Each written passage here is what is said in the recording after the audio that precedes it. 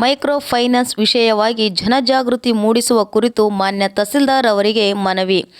ರಾಯಚೂರು ಜಿಲ್ಲೆಯ ಸಿರವಾರ ಪಟ್ಟಣದಲ್ಲಿ ಭಾರತೀಯ ಮಾನವ ಹಕ್ಕುಗಳ ಪರಿಷತ್ ರಾಯಚೂರು ಜಿಲ್ಲಾ ಘಟಕದಿಂದ ಮೈಕ್ರೋ ಫೈನಾನ್ಸ್ ವಿಷಯವಾಗಿ ಜನಜಾಗೃತಿ ಮೂಡಿಸುವ ಕುರಿತು ಮಾನ್ಯ ತಹಸೀಲ್ದಾರ್ ರವಿ ಎಸ್ ಅಂಗಡಿಯವರಿಗೆ ಮನವಿ ಸಲ್ಲಿಸಲಾಯಿತು.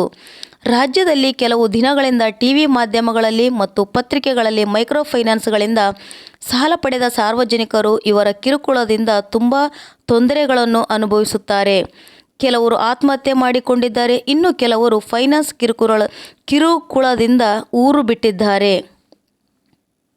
ನಮ್ಮ ಸಿರವಾರ ತಾಲೂಕಿನ ವ್ಯಾಪ್ತಿಯಲ್ಲಿ ಇಂತಹ ತೊಂದರೆಗಳನ್ನು ಅನುಭವಿಸದ ಬಹಳಷ್ಟು ಜನರು ಸಂಕಷ್ಟಕ್ಕೆ ಸಿಲುಕಿದ್ದಾರೆ. ಆದರೆ ಅವರು ದೂರು ಕೊಡದೆ ಹಿಂದೇಟು ಹಾಕುತ್ತಿದ್ದಾರೆ. ಸಾರ್ವಜನಿಕರ ಹಿತದೃಷ್ಟಿಯಿಂದ ಜನಜಾಗೃತಿ ಮೂಡಿಸಿ ನೊಂದವರಿಂದ ಮಾಹಿತಿ ಪಡೆದು ದೂರು ಕೊಡಲು ಸೂಚಿಸಬೇಕು.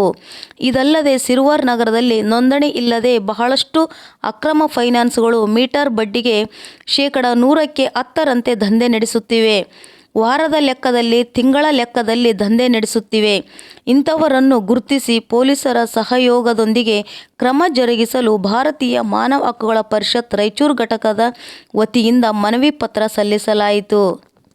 ಈ ಸಂದರ್ಭದಲ್ಲಿ ಭಾರತೀಯ ಮಾನವ ಹಕ್ಕುಗಳ ಪರಿಷತ್ನ ಜಿಲ್ಲಾ ಘಟಕದ ಅಧ್ಯಕ್ಷರಾದ ಹಿದಾಯತ್ ದೊಡ್ಮನೆ, ಜಿಲ್ಲಾ ಉಪಾಧ್ಯಕ್ಷರಾದ ಗಂಗಾಧರ್, ಜಿಲ್ಲಾ ಸಂಚಾಲಕರಾದ ಶ್ರೀನಿವಾಸ ರೆಡ್ಡಿ, ತಾಲೂಕು ಅಧ್ಯಕ್ಷರಾದ ನಬೀರ್ ರಸೂಲ್, ತಾಲೂಕು ಸಂಚಾಲಕರಾದ ಇಸ್ಮಾಯಿಲ್ ಸಿರವಾರ್, ಜಂಟಿ ಕಾರ್ಯದರ್ಶಿ ಕಾಜಾಬಾಯಿ ಹಾಗೂ ಮಾನವ ಹಕ್ಕುಗಳ ಪರಿಷತ್ ತಾಲೂಕು ಘಟಕದ ಕಾರ್ಯದರ್ಶಿಯಾಗಿ ಪ್ರೇಮ್ ಕುಮಾರ್, ತಾಲೂಕು ಸಂಚಾಲಕರಾಗಿ ಇಸ್ಮಾಯಿಲ್ ಸಾಬ್ ನೇಮಕಗೊಂಡು ಈ ಸಂದರ್ಭದಲ್ಲಿ ಉಪಸ್ಥಿತರಿದ್ದರು. ಪ್ರಜಾ ನ್ಯೂಸ್ ಜೊತೆ ಹಿದಾಯತ್ ದೊಡ್ಮನೆ, ಸಿರವಾರ್. ಧನ್ಯವಾದಗಳು.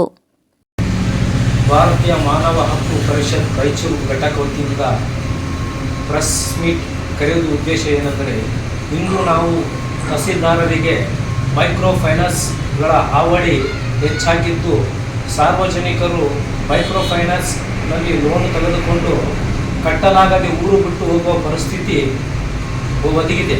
ಆದ ಕಾರಣ ನಾವು ಇಂದು ತಹಸೀಲ್ದಾರನ್ನು ಭೇಟಿ ಮಾಡಿ ಮನವಿ ಪತ್ರ ಸಲ್ಲಿಸಿದ್ದೇವೆ.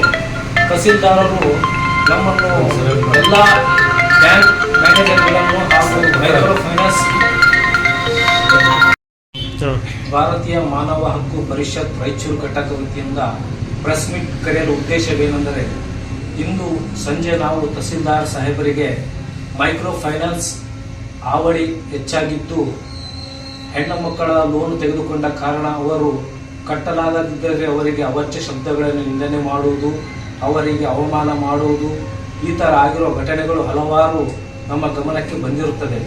ಆದ ಕಾರಣ ನಾವು ಈ ಮನವಿಯನ್ನು ತಹಸೀಲ್ದಾರಿಗೆ ಸಲ್ಲಿಸಿರುವ ಕಾರಣ ತಹಸೀಲ್ದಾರರು ಎಲ್ಲ ಮ್ಯಾನೇಜರ್ಗಳಿಗೆ ಹಾಗೂ ಮೈಕ್ರೋ ಫೈನಾನ್ಸ್ ಮತ್ತು ಪತ್ತಿನ ಸಹಕಾರ ಎಲ್ಲ ಬ್ಯಾಂಕಿಗಳಿಗೆ ಕರೆಸಿ ಅವರ ಜೊತೆ ಸಮಾಲೋಚನೆಯನ್ನು ನಡೆಸಿ ಈ ಬಗ್ಗೆ ಈ ಸಮಸ್ಯೆಯನ್ನು ಬಗೆಹರಿಸುವ ಬಗ್ಗೆ ನಮಗೆ ಭರವಸೆ ನೀಡಿದ್ದಾರೆ.